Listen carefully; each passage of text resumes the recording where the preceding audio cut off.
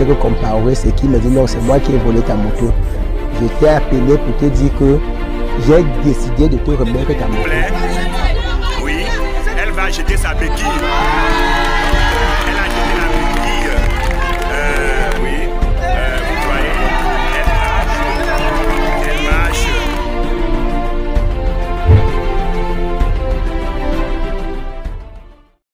Ne rejette pas Jésus, il est ton sauveur.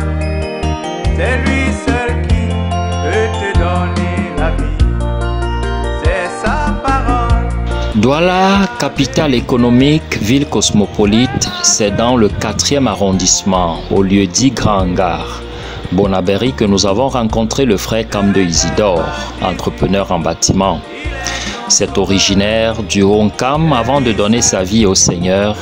Le 21 septembre 2008, fréquentait les marabouts au vu des moments difficiles qui caractérisaient son lot quotidien. Vous savez, je me suis marié et pendant près de 7 ans, mon épouse n'avait pas encore d'enfant, nous n'avions pas encore d'enfant. Et quand on est fatigué d'aller à l'hôpital, on cherche d'autres voies. C'est donc ainsi que nous sommes allés de marabout en marabout, et ainsi de suite, jusqu'à ce que 7 ans plus tard, mon épouse a fait des jumeaux. Vous comprenez que c'était une joie pour nous et nous avons célébré cela avec nos marabouts qui par la suite n'ont plus rien pu faire pour qu'elle continue à procréer. Leur joie, amour de marabout, n'aura qu'été de courte durée, car la suite de leur vie sera jonchée d'épreuves et encore d'épreuves, croyant trouver refuge auprès de ces charlatans, promettant monts et merveilles. Entre-temps, j'ai eu tellement de problèmes, où j'étais dans un désarroi terrible. Marié le 8 juin 1990 avec sa charmante épouse Christelle, ce chef de famille qui militait pour le culte des crânes en ce temps-là ne s'en cachait pas au sein de sa grande famille. Il réprimandait d'ailleurs avec fermeté toutes les personnes qui refusaient de se livrer à cet exercice. Parce que je me souviens que lors d'une réunion familiale, où on cotisait de l'argent pour aller faire des traditions au village, mon frère officier a dit qu'il ne donnait pas, qu'il ne fait plus ces choses-là. J'étais très confus, très malheureux pour lui parce que je me disais que mon frère est vendu. Comment il peut abandonner le culte des ancêtres? Il était ferme dans cette décision. La vie de ce handballeur du haut de ses 1,96 m pour 98 kg ne sera que marabout jusqu'au jour où Dieu utilisera ce même marabout pour l'amener à lui. Extraordinaire, n'est-ce pas? De marabout encore à marabout, j'ai été confronté à une situation où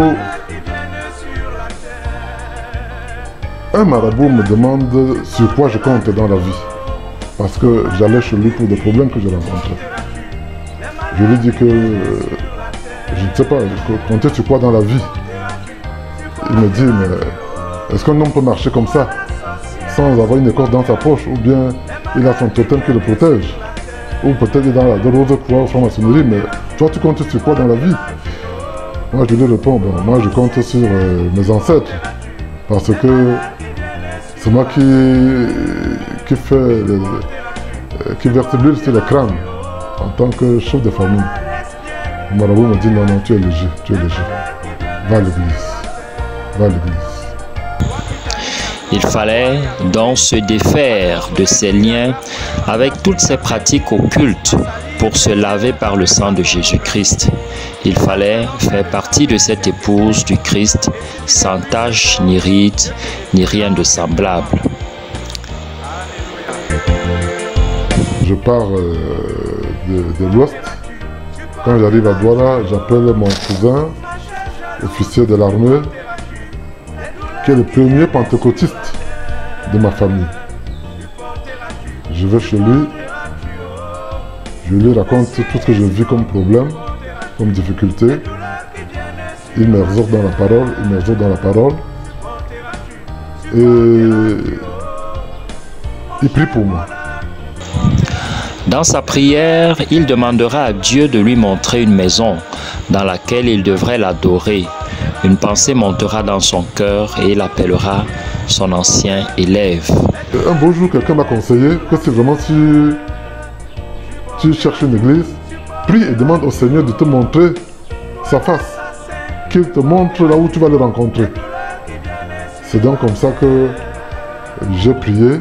Et au bout d'un certain temps, j'ai pensé à un de mes anciens élèves qui, pendant que je l'invitais à travailler avec moi dans le chantier, il m'exhortait, mais je ne l'écoutais pas. Mais quand j'ai pensé à lui, je l'ai appelé.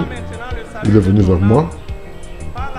Et il m'a une fois de plus exhorté. Et je l'ai suivi dans son église le dimanche qui suivait. J'ai senti que la peur que j'avais à affronter certaines églises s'est estompée. Et j'ai cru. Là-bas, je me suis engagé. Au bout de 3 mois, parce que même là, c'était pas facile. Je crois que c'est dans le baptême qu'on devait peut-être me laver le cerveau. Heureusement, je suis passé par le baptême et j'ai reçu la paix du cœur.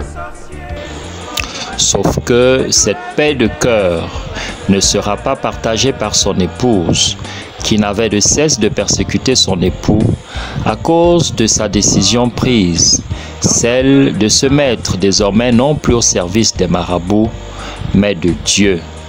Quand mon mari m'a annoncé qu'il a pris son baptême à l'église réveillée, j'étais confuse, ça m'a mis dans un autre état.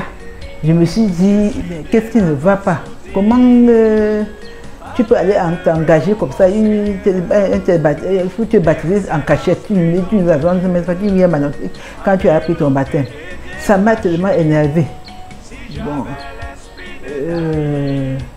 j'ai dit, ah bon, si tu es décidé de faire la sorcellerie, tu iras seul. Et même un grain de cheveux de mon enfant ne peut pas tomber, ni pour moi. Toi-même, tu ne vas pas mourir. J'irai là-bas, je vais trouver la solution. Alors je me suis mise à réfléchir, mon cœur a commencé à battre, je me suis tellement enflammée. Je ne voulais non plus annoncer à ma famille ni à sa famille, j'étais dépassée, je croyais que je vais le voir, je vais le convaincre qu'il va abandonner. Je lui ai dit non, même comme tu as pris ton baptême, on ira à l'église évangélique. Il me dit non, comment je vais te suivre. Je vais à l'église, on me envoie au programme de catéchisme que j'ai commencé, j'ai fait si bien qu'en Pâques, je devais prendre mon baptême. En Pâques, je devais prendre mon baptême. Avant cela, j'ai dit à notre pasteur, qui était un camarade de classe de mon mari, de mon époux, qu'il allait entrer dans une église de réveil où on dit que c'est... Comment on parle mal des églises de réveil, pourquoi ça ne m'intéresse pas, pardon, qu'il essaie de m'aider à ce qu'on le ramène à la raison. Je lui ai annoncé cela, il ne m'a même pas, il ne m'a pas répondu négativement, mais il ne s'est pas gêné. Un autre jour, après peut-être 3 semaines, je suis rentrée de rappeler cela, qu'est-ce qu'il a oublié mes doléances. Et il me dit après, c'est ainsi que ça traîne et entre-temps, il devait s'approcher, il fallait que je me baptise. J'ai annoncé à mes grandes sœurs à Yaoundé que je vais me baptiser en Pâques. Elles m'ont dit que j'attende, que je laisse 2 semaines après Pâques pour qu'elles aussi viennent. Entre-temps, une idée m'est venue en tête. j'ai décidé dans mon cœur que je dois acheter 50 livres de carburant pour mettre ma voiture, aller à l'église de mon mari, là où il est en train de persévérer pour incendier l'église, même s'il faut que nous tous sommes morts. Alors je me suis décidé d'agir ainsi. Je suis allé espionner l'église tout doucement, tout tranquillement. Quand il partait, j'essayais de le suivre en cachette. J'ai vu l'église. Quand le culte est entré, quand on a commencé le culte, je viens aussi, j'entre, je reste là, je suis. Dès que, à la fin du culte, je sors, je rentre rapidement, il ne se rend pas compte. Plusieurs fois, je suis allé, j'ai écouté la parole, c'était bien, on prêchait bien, tout était bien. Et au contraire, j'étais tellement, la parole était bien, j'étais aussi, ça m'a séduit. 3 semaines après, j'ai annoncé à mon mari que je dois l'accompagner, que je vais désormais l'accompagner à l'église, aller avec lui à l'église. Elle donnera sa vie au Seigneur 2 ans plus tard. Et aujourd'hui, le couple Cam2 continue de mener une vie autant que possible qui plaît à Dieu. Le témoignage de cette famille, dont l'humilité et l'amour sont leur partage, cristallise l'attention non seulement des frères et sœurs du Love Divine Sanctuary, mais d'ailleurs. Que ces chants retentissent en Dieu.